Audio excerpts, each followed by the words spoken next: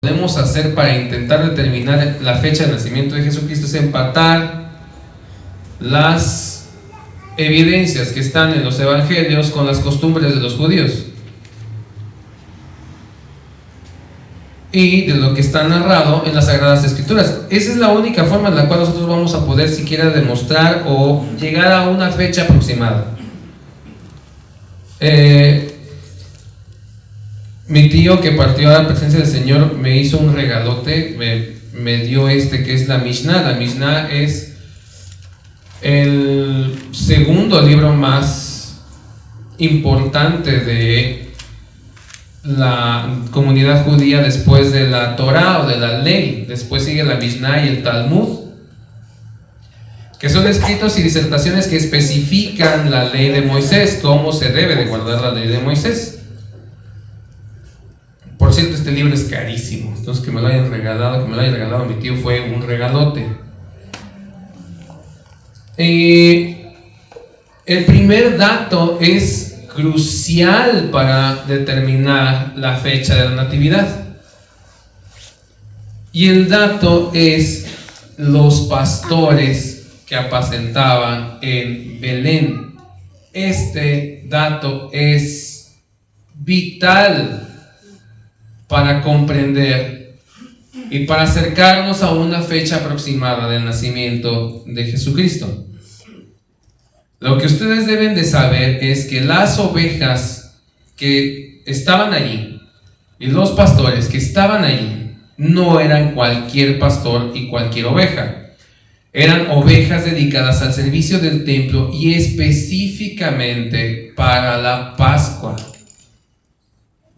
Quiero que quede muy claro, los pastores que estaban allí eran pastores sacerdotales, o sea que cumplían una función específica para el templo de Jerusalén, y las ovejas eran para el servicio del templo, pero específicamente para la Pascua. Quienes me han escuchado, en Éxodo 12 se especifica muy claramente qué tipo de oveja tenía que ser sacrificada en la Pascua. Era un cordero de 1 año de edad, sin mancha, sin ningún tipo de defecto. Y estas ovejas eran apacentadas en lugares abiertos. Las leyes rabínicas prohibían que los ganados pequeños, los ganados menores, pastaran en exteriores. Esto era prohibido. Era prohibido que tú tuvieras un perro a menos de que lo tuvieras encadenado. Por eso les digo que muchas de las tonterías que se dicen acerca de la Navidad son por ignorancia, porque no comprendemos el contexto histórico, social, cultural, bíblico y de costumbres que tenían los judíos. Estábamos escuchando unos villancicos españoles y se oye: María, María, ven acá corriendo porque los ratoncillos están comiendo el chocolate. No había chocolate en Tierra Santa. No había. Y se ponen a hacer historias y a contar desde la perspectiva occidental y desde la perspectiva indígena e indio-mexicana que tenemos. Pero los judíos no son así, y menos en aquella época. Así que los únicos rebaños que podían estar a unos cuantos kilómetros de Jerusalén eran las ovejas para los sacrificios del templo, y repito, específicamente para la Pascua. Me tomé la libertad de traer este librote. Quiero que vean, sencillamente, quiero que escuchen qué tan diametralmente opuesto es el occidente del oriente. La palabra de Dios dice: cuán lejos está el oriente del occidente, hizo alejar nuestros delitos y rebeliones. Imagínense qué tan lejos está. Leo, es el cuarto orden de la Mishnah, que es Neshikin, y el apartado Baba Kama. Desde ahí ustedes deben de decir: no tengo ni idea de qué está hablando. Desde ahí. El orden cuarto de los daños. Puerta primera: no se puede cuidar ganado menor en tierra de Israel, pero sí en Siria y en los desiertos de Israel. No se pueden criar gallinas en Jerusalén a causa de las cosas santas, ni lo pueden hacer los sacerdotes en todo el territorio de Israel por razón de las leyes que conciernen a los alimentos puros. No se pueden criar cerdos en ninguna parte. Nadie puede criar a un perro a no ser que lo tenga atado con cadena. No se pueden tender lazos a las palomas a no ser a más de 30 ris del lugar habitado. Quiero que te metas en la conciencia del tipo de sociedad sacralista que era Israel. No había gallinas en Jerusalén. ¿Por qué no podía haber ganado menor en la tierra de Israel? Porque destrozan los campos sembrados. Entonces, para cuidar los campos del territorio de Israel, las ovejas y el ganado menor era apacentado en lugares específicos, se les daba paja específicamente y no salían de allí. Los únicos, y esto lo dice el Talmud, los únicos rebaños que podían estar afuera son los rebaños del templo. Entonces necesitan ubicarse en la sociedad que es. A nosotros se nos hace muy fácil decir nuestras burradas mexicanas porque no entendemos el contexto histórico, cultural y social del judío.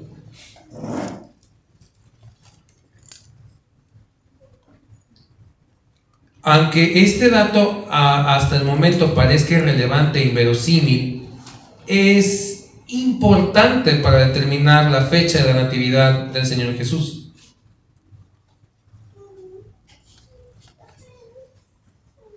¿En qué mes habría nacido el Señor Jesucristo de acuerdo a la fecha de la natividad del 25 de diciembre? En el mes de Tebet, que es el 10º mes del calendario hebreo. ¿Por qué? Porque coincide con el signo zodiacal de Capricornio. Y usted me va a decir: oye, ¿tú ya estás en astrología? No, porque es Capricornio, porque en ese mes los cabritos salen a pastar después de las lluvias fuertes del verano. Esta es la primera evidencia fuerte, tácita, que nos hablaría de por qué estaban las ovejas allí. Las ovejas no podían estar allí en el verano, en los tiempos de lluvias torrenciales. No podían estar allí. Entonces, la manifestación de los ángeles a los pastores es crucial para entender la historia de la natividad.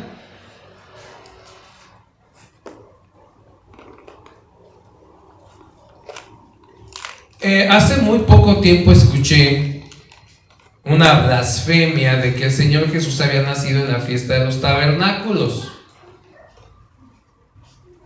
¿Por qué podemos decir estas blasfemias? Porque no entendemos el contexto histórico, cultural, social y litúrgico de los hijos de Israel.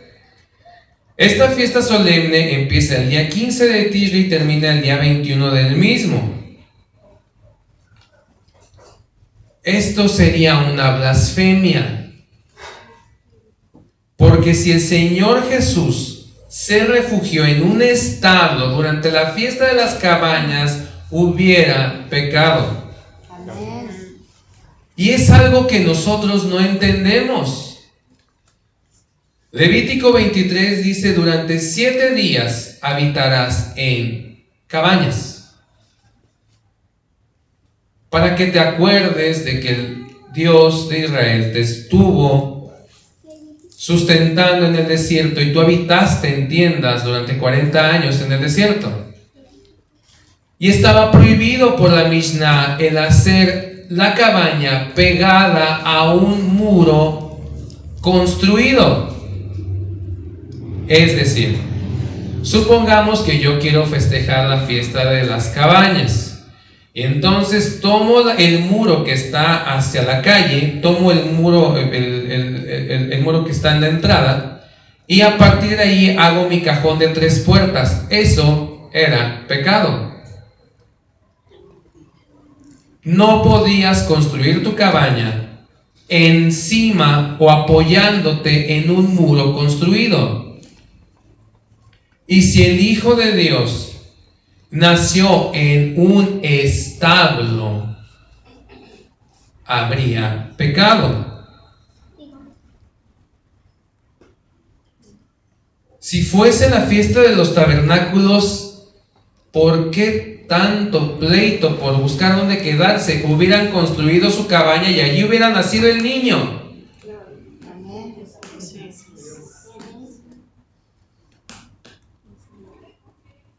Así de sencillo. Pero con otra, si celebró la fiesta de los tabernáculos en Belén, ¿pecó?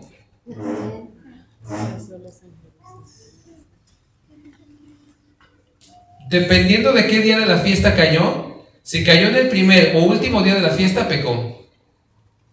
Porque el primer y último día de la fiesta tenía que estar en Jerusalén.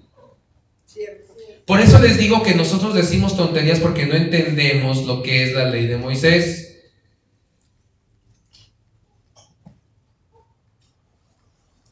Si el Señor hubiera nacido en esas fechas, entonces falló como el Mesías.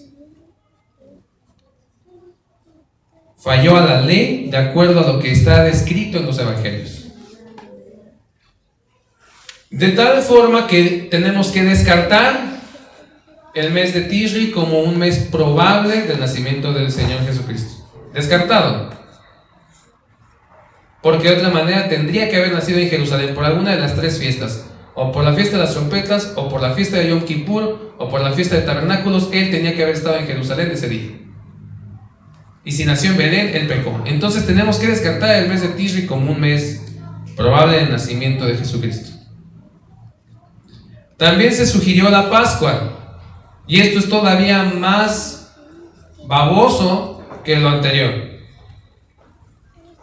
Es imposible que esos pastores estuvieran allí durante la fiesta de la Pascua porque cuidaban las ovejas para la Pascua. Y si estaban cuidando las ovejas de la Pascua, ¿por qué estaban esas ovejas allí si tenían que estar en el templo? Porque la ley determinaba que tenían que estar 30 días antes resguardadas.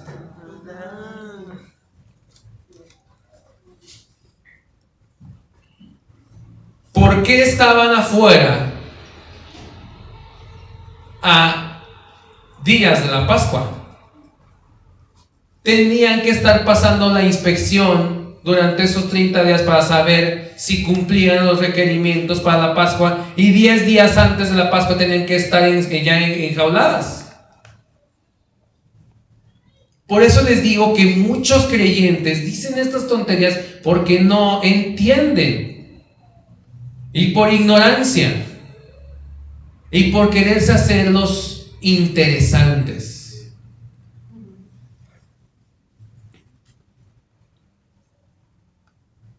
Así que tenemos que desechar marzo y febrero, porque son 30 días antes, y tenemos que desechar Tishri. Más aparte tenemos que desechar el verano porque son lluvias fuertes. La fecha tenía que ser cuando los rebaños salían a pastar. Y adivinen qué mes es de los meses más ideales para pastar en Tierra Santa. el mes de Tebet. El mes de Tebet, después de pasar Tishri, Heshvan y Kislev son de lluvias, y en Tebet se bajan las lluvias.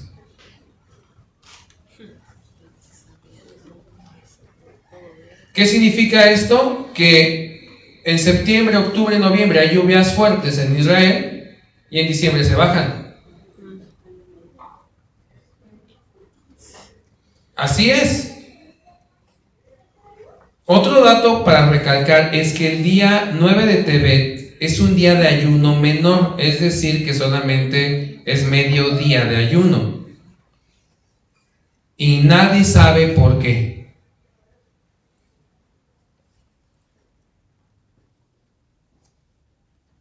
En Zacarías 8:19 dice que hay varios ayunos.